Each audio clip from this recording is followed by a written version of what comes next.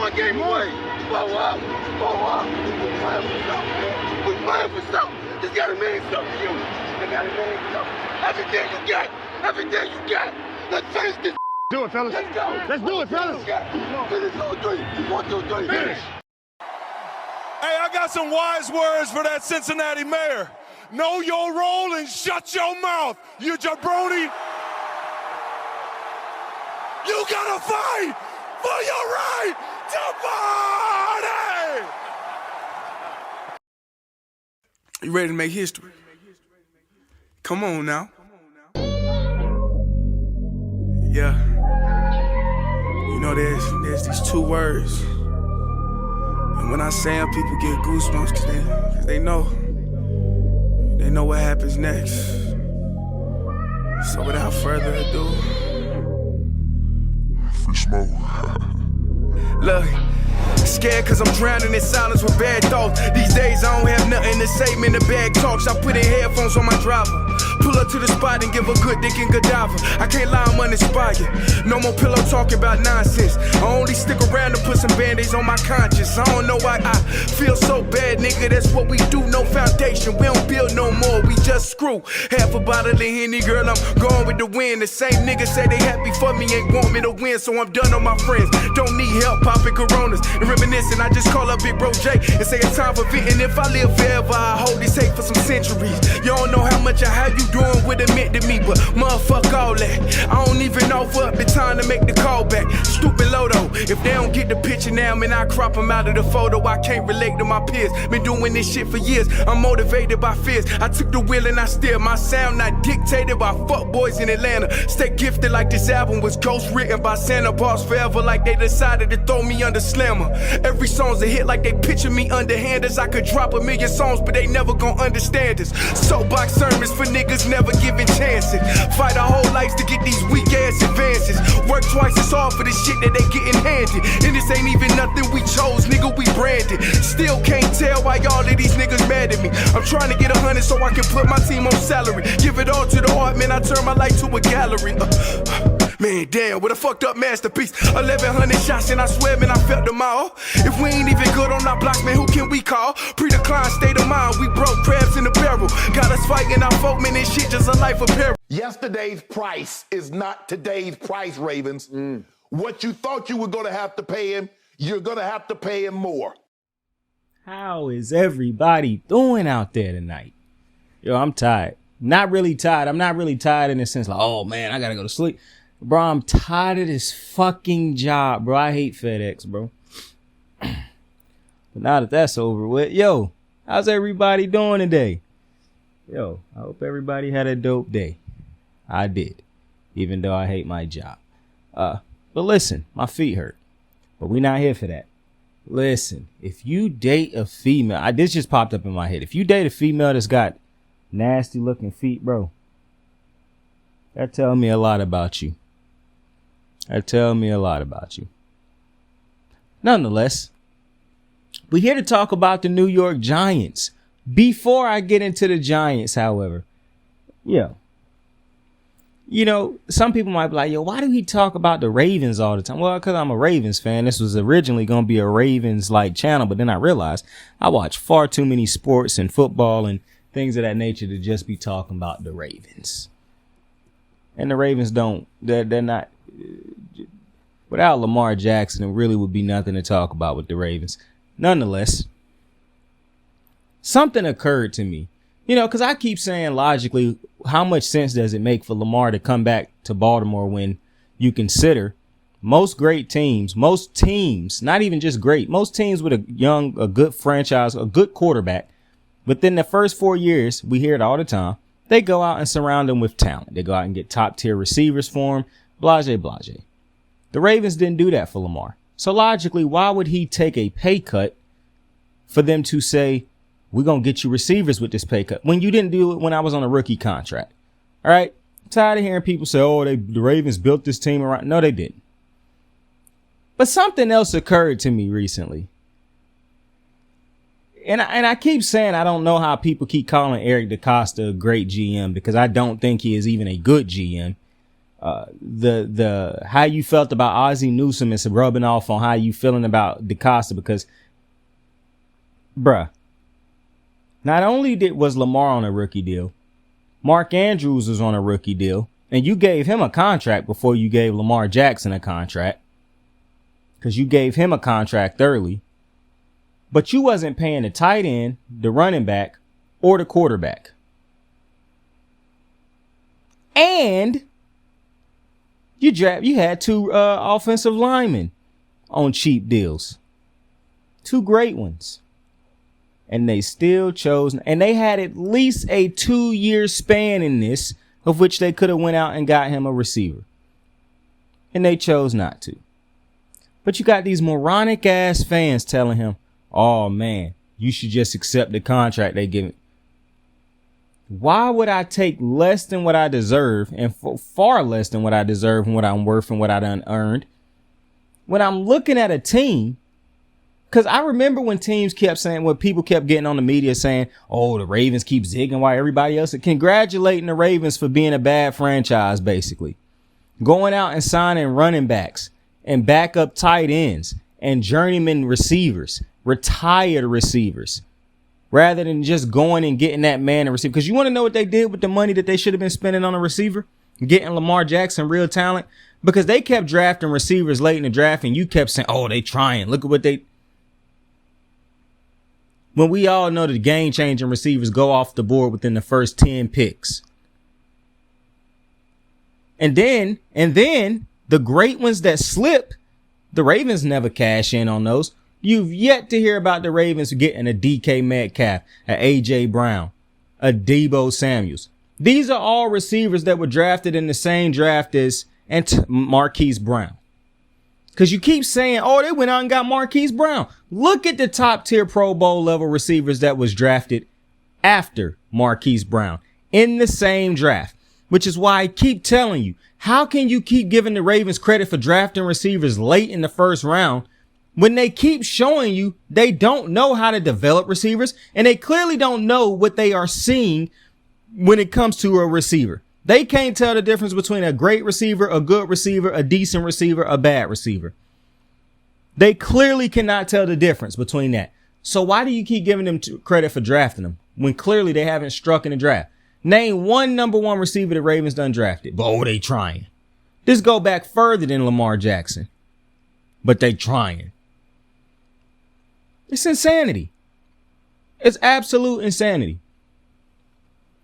So, that just dawned on me. Like, you wasn't paying none of those positions, but you refused to go out and get Lamar Jackson a receiver, but you was willing to go out and pay multiple big name defensive players. Whether you traded and paid them, you signed them and paid them, or whether you re-signed them on big contracts. But you couldn't go get Lamar Jackson a number one receiver. Logically, I continue to ask you people, what sense does it make for Lamar Jackson to come back? See, Baltimore Raven fans who done been taught to defend the team, which is only saying you defend the front office. You got your heads and the Ravens' penises so far down your throat and your head so far up your ass. You know that if you were in this situation, you wouldn't put up with this crap. And I love it how fans say, man, you should just take this money. But knowing that if they was in the position that Lamar Jackson is in, with the adequate talent to be able to negotiate your own type of deal, you know you wouldn't settle for less than you were. So I'm tired of hearing fans be so hypocritical in these type of things. But the Raven fans has been taught to defend the front office. I don't understand. And it's just this basic. And I love it how every time I see a Raven fan defend the front office, it's like, I just don't understand how people are saying the Ravens are doing anything wrong. That's because you're drunk in love with the Ravens organization, bruh. An organization that you would not like if, for one, you didn't grow up in proximity of that team. You're not from Baltimore or Maryland or from the DMV area. Somebody you know grew up watching them. Somehow you grew up watching them. It was all because of the players on the team. You didn't just turn in one day and the Ravens logo was in the center of the field and you watch people negotiating deals and say, oh, I love this team, how they negotiate deals and how they run the team. It was the players on the team. And from that, you started saying shit like, oh, man, they run this team real good because of players playing great. Oh, they make great draft picks because of players playing great. So just remember that at the end of the day. But to me, logically, it would make no sense for Lamar Jackson to come back to Baltimore. They done got away with running this franchise like an absolute clown show. People kept defending them left and right. I've been screaming it to the top of my lungs for about 3 years, really since Lamar Jackson won MVP, that the Ravens have not done enough to help this man win the Super Bowl. And what really made me see it, because I would have seen it anyways, because I love the Ravens, but I'm not dumb. I'm not a dumbass. Like, I'm not finna defend billionaires and shit like that from when they being cheap. I'm not finna defend organizations for making dumbass decisions. When I saw Lamar Jackson win unanimous MVP that season, and I saw how absolutely bad that these dudes played in the playoff game that year, and it wasn't just Lamar Jackson. People keep saying it was just Lamar Jackson. Go back and look at them playoff games. When I saw how unprepared everybody around him was, and I saw how bad the defense, and then it was the year after that too when they played, the year down the road, it was like 2 years later when they played. No, it was the year after that and the next one, because Lamar had to carry them to the dub in that next one too. And then against the Bills, they was dropping things left and right. I'm like, bruh, how am I sitting down looking at this? Like, this is what blew my mind. You saw Billy Cundiff miss that field goal that year, even though Lee Evans literally dropped the touchdown in the end zone that would have won us that game.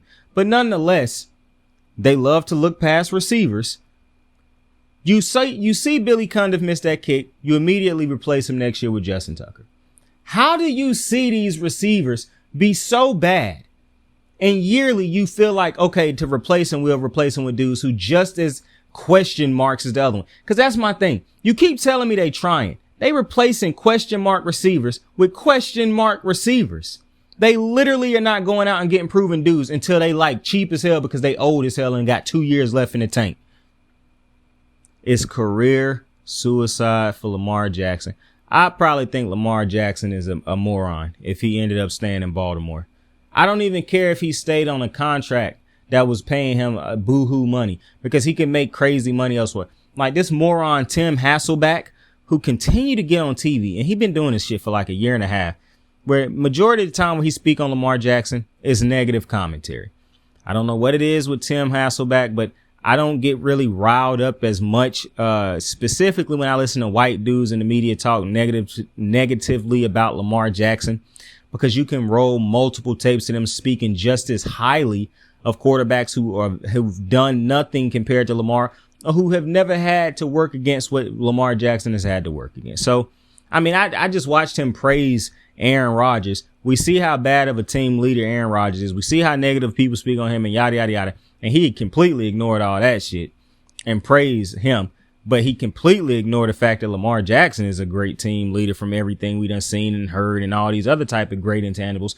But, you know, it is what it is. So, you know, ESPN gonna continuously give people like that. And, you know, at this point, the majority of them, bro, I done said it multiple times. Lamar Jackson can win a Super Bowl. That will not matter. You want to know how I know it won't matter? Because Jalen Hurts got to a Super Bowl. And people kept saying, you know, you can't win a Super Bowl with that type of offense. Ladies and gentlemen, what is that type of offense? Pat Mahomes run. Josh Allen run. Lamar run. Hurts run. Ladies and gentlemen, what is that type of offense? It's just a racist term, a phrase they use to basically say black quarterbacks can't win Super Bowls. And now, because you can't be as blatant, and Pat Mahomes is a black man. I know a lot of white people say, well, he half white, half black. Because Pat Mahomes identifies as a black man. You can't say that no more. So you got to say that style. Do you know one of the biggest plays in the Super Bowl was Pat Mahomes using his feet? Do you know one of the biggest plays in the previous game to get to the Super Bowl, the Chiefs to the Super Bowl, was Pat Mahomes using his feet? I say it all the time. When black men use their feet, they hate it for it. But when a white quarterback uses feet, they praise him. I've yet to see anybody speak negatively about Josh Allen. But we're here to talk about the New York Giants. And what do they do with Daniel Jones and Saquon Barkley?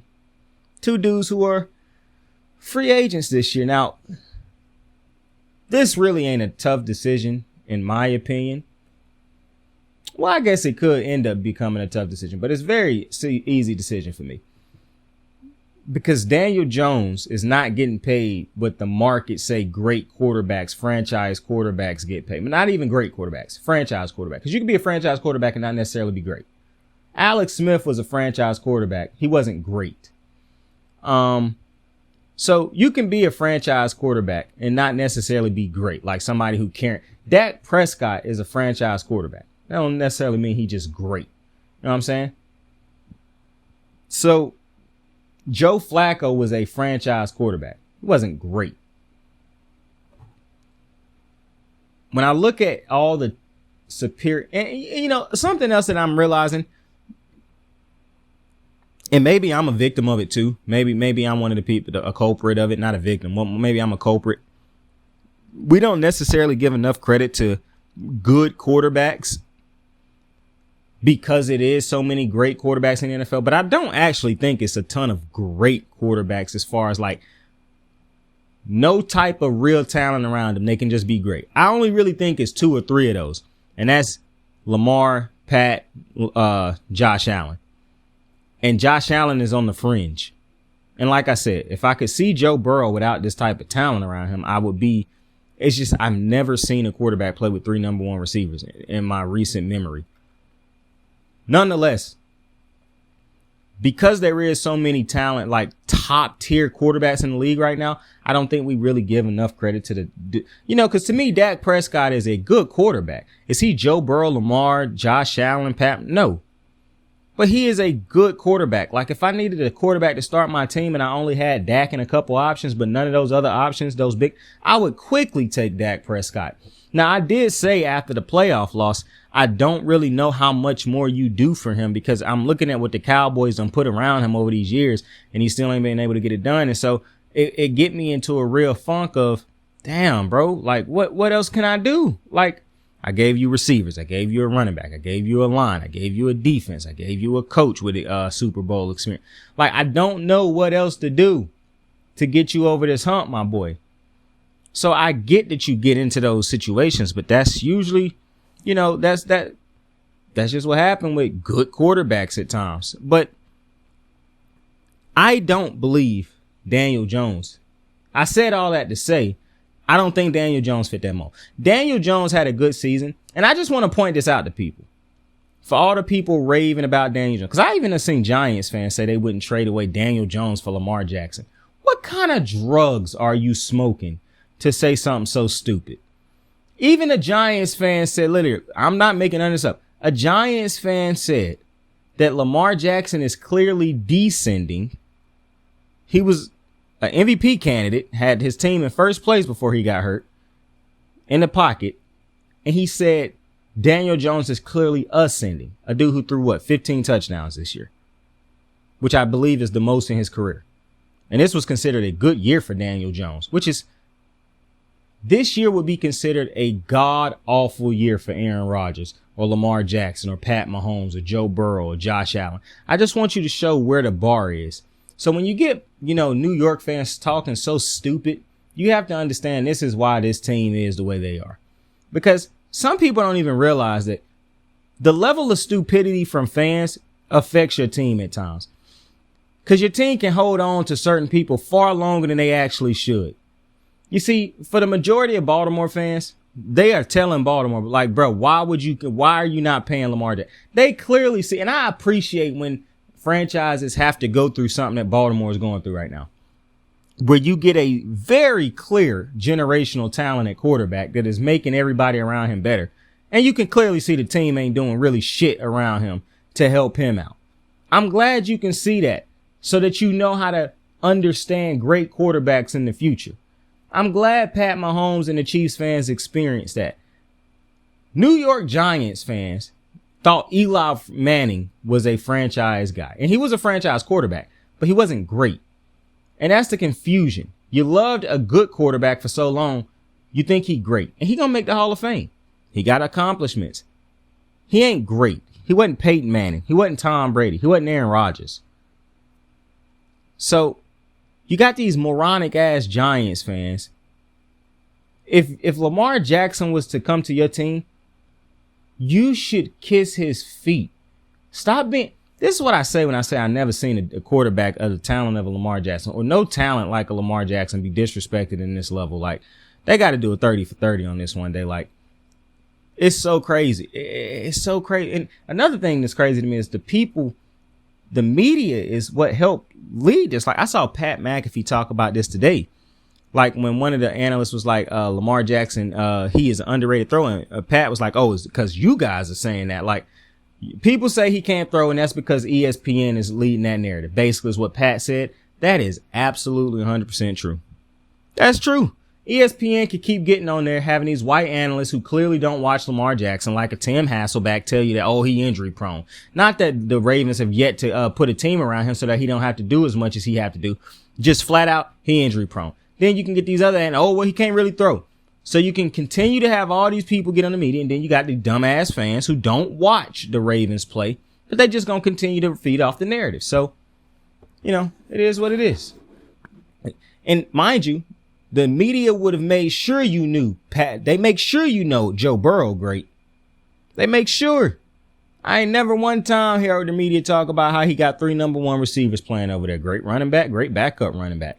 But they let you know how bad that offensive line is. They let you know how great Joe Burrow is.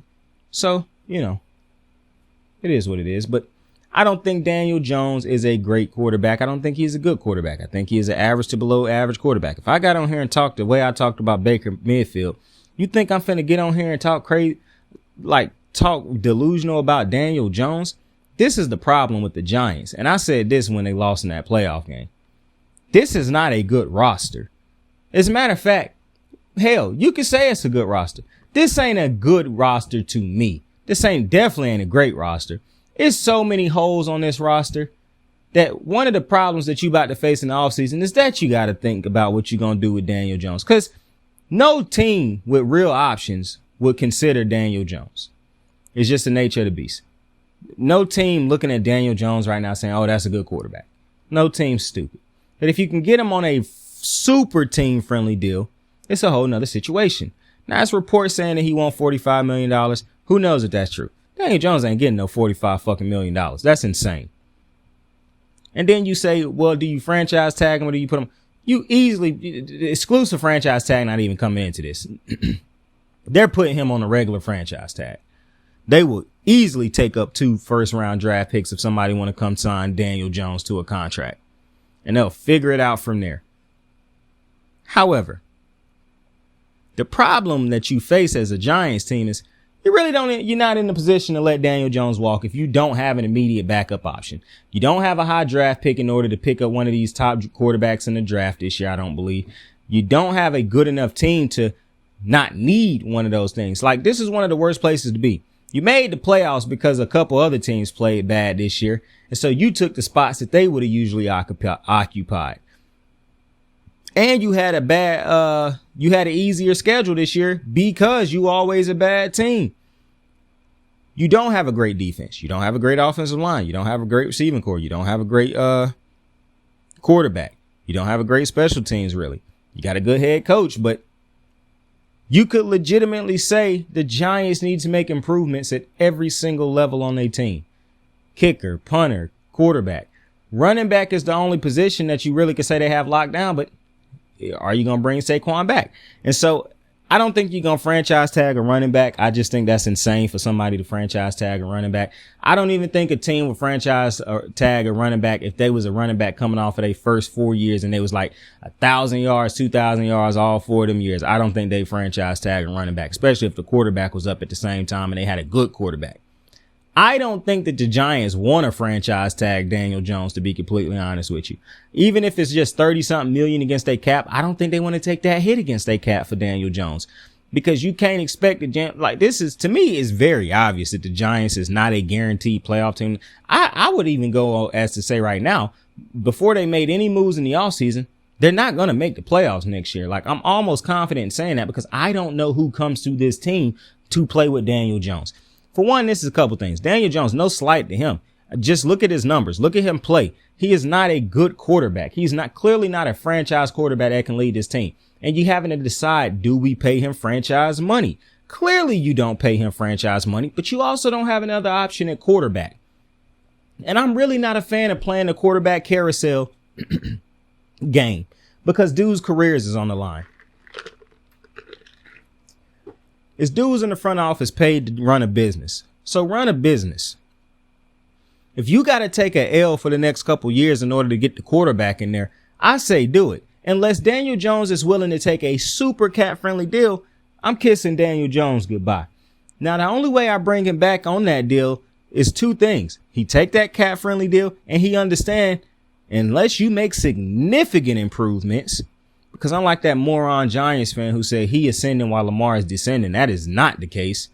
Unless you make significant improvements, my guy, we are still looking for a quarterback to replace you with while you are here. So you can say that's mean or whatever you want to. No, that's business. That's the NFL. It's a competition all the time.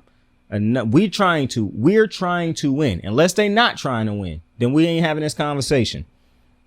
And then when it comes to Saquon Barkley, what do you do with Saquon Barkley? Well, it's a tough one because injuries. I think he haven't had he only had like a couple, 5 running over. He didn't run for 100 yards towards the end of the season at all. Like I said, some people might say his best years could be behind him. He injured. It's just tough being a running back in today's NFL. I think if I'm Saquon, honest to God, I understand why he would want to stay in New York, the New York market and whatnot. I'm gonna be honest. If I was Saquon, just me personally, I would leave New York because for one, I think you could get more money elsewhere, possibly. But on top of that, even if you don't, you miss out on a few, which if you can stay in New York and get more money in New York than you could anywhere else, then stay in New York. But if you want to make good money and win, I think it's teams out there that would sign Saquon Barkley up, even with his injury history, because like the Buffalo Bills, I believe, would truly make an attempt at signing Saquon Barkley. Now, the Rams are not in a win now mode anymore, I don't believe. So I don't think they would actually go after Saquon. But it was a time where they would go out. Like it is teams right now who need a running back. The Chargers should go after a Saquon Barkley. I was going to say the Bengals, but it's not the Bengals that I'm thinking of. It's the Broncos should go after a Saquon Barkley. It's a lot of AFC teams. Hell, the Chiefs should go after a Saquon Barkley. Like, to me, Saquon Barkley make a lot of sense for a lot of these teams in the AFC that have great quarterbacks, but still don't have good running games. Because you have to say, if you can get Saquon for cheap on a prove-it deal, if that's what he decided to do, or a short-term deal, or you paying him a couple mil to come in for the next 2, 3, 4, 5. Hey, Saquon, imagine he stay healthy and he hitting like he doing great. That's a great addition to have in the backfield. Nonetheless, if he healthy and on the field, you got to defend him. So that's going to open things up for a quarterback regardless. So I actually think the best scenario for Saquon is to get out of New York and get to the AFC on one of those AFC needy teams that need a running back. Because there's a lot of great AFC teams right now where Saquon Barkley, a good Saquon Barkley, could push them over the top and cause them to be real problems. It's almost like if the Bengals decided, man, every game we could be unstoppable if we at least threatened with Joe Mixon by letting him get going and then open it up to all these phenomenal receivers we have. But they don't do that. Nonetheless, the scary thing is they almost so fucking talented. They don't have to do it almost. But nonetheless, if I'm Saquon, I think that would be the move. But if you the Giants, I just don't think the Giants, as much as they probably love Saquon, and people can make an argument that he is the force of the team and yada, yada, yada. And I agree. Here's the problem. You don't want your best player on your team to be a running back. It's just the nature of the business. No running back has done what Derrick Henry has done over the last couple years for what he has done for Tennessee.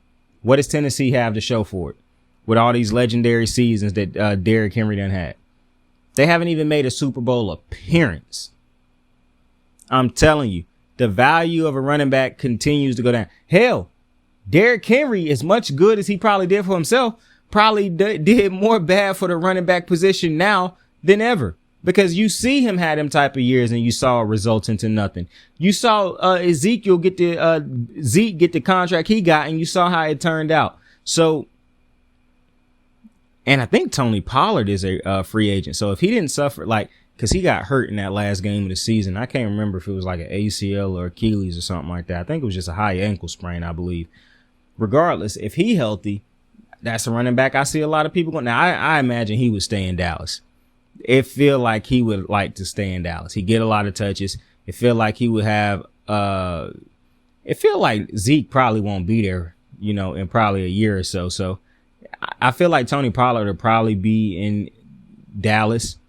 So Saquon would definitely be the number one running back on the market, because if it were he and Tony Pollard on the market, I would definitely go with Pollard. Pollard younger, fresher, he just suffered like his first injury. The 2 seasons they just had, Pollard to me done had 2 back-to-back great seasons. And I love Saquon. I think Saquon is a great player. The injuries do kind of scare me with Saquon, I'm not going to lie. But I would still take that chance for the right price. I'm not going to lie to you, because I truly believe if he could stay healthy, the upside, bro. See, that's what I'm thinking of. That's why I say teams that take Jadeveon Clowney will never regret that more than likely. Because if Jadeveon Clowney play like that's, I'm not going to get into the whole Jadeveon Clowney thing, but I will continue to say it. People who tell you that Jadeveon Clowney is a bust do not know football. You should stop listening to people who tell you shit like that. Because all they know how to do is watch the stat sheet and listen to other people. They done heard people say he don't get a lot of sacks, and they done looked at stat sheets to see he didn't have a lot of sacks, and they determined, oh man, he a defensive player who don't get sacks, he suck. Clearly they don't watch that man play. Stop listening to people like that. But you in a weird situation if you the Giants, because to me, the Giants need to improve a lot on this team. I don't know how you do it all in one offseason. It's kind of like this thing where, like, I'm going to just continue to say, I think the Bears is absolute morons if they do not trade Justin Fields and bring in Bryce Young. I'm just tell you straight up, because I do not think Justin Fields is a franchise quarterback. I'm willing to be wrong. I'm just telling you what I see right now. However, that to me, that is just, it's mind blowing at this point. But people keep saying shit like, oh, well, you know, you trade that pick and you acquire assets. Okay, what assets are going to help put Justin Fields over the top? Because if you're acquiring those assets to bring over towards the defense and you don't go out and trade for a number 1 receiver and you just drafting receivers late in the draft, or what assets is really doing? What are those assets doing to help Justin Fields right now? And you got to pay him next year. But I'm confused on that. The Giants need to be able to acquire some assets right now, I think. They need to acquire, because I just don't think they got a good enough team. I said it when they lost in the playoffs. This is a team where most teams you could say, okay, it's a positive going forward, yada, yada, yada. That is not the same with the Giants. This is not a good roster. This is not a good team. I did not think when they lost in the playoffs, oh man, they could be back next year. I literally thought to myself, yeah, they could be trash next year. They could finish below 500 next year because they don't have a good quarterback. Daniel Jones is not reliable. All the things that I said about Derek Carr, okay, 10 times that and put it on, multiply by 10 and put that on Daniel Jones. Now, see, New York should be trying to bring in Derek Carr. Now, I told you, Derek Carr, you bring it. You know what? No, they shouldn't. Because, like I said, I just do not think New York have a good enough roster right now. And the fact of the matter is, you bring back Saquon and you bring back Daniel Jones, and you say, okay, we can run it back. We might get to. I don't think that's true. I don't think you do get back to the playoffs with just those 2 additions. So, I'm very interested to see what New York do in the offseason. Personally, if I was New York, I wouldn't try to swing big for a quarterback because I just don't have a good enough roster. So I just don't feel like right now I'm looking at my roster and saying, if I bring over a top quarterback, can this roster immediately be better because of that quarterback? Well, the only quarterback who I believe will do that for me right now is Lamar Jackson. I don't think I can trade for him. If I can, cool.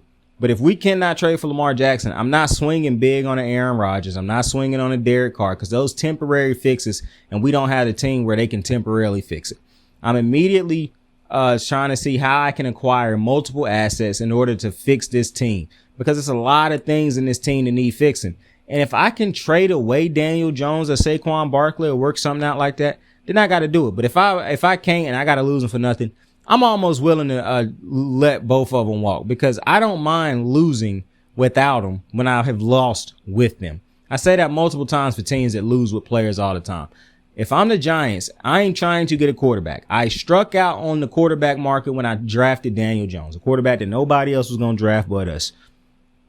Saquon Barkley was great while he was healthy, but we can't seem to keep relying on him to stay healthy. So we can't put a big investment right there. If I'm the New York Giants, I am trying to rebuild right now.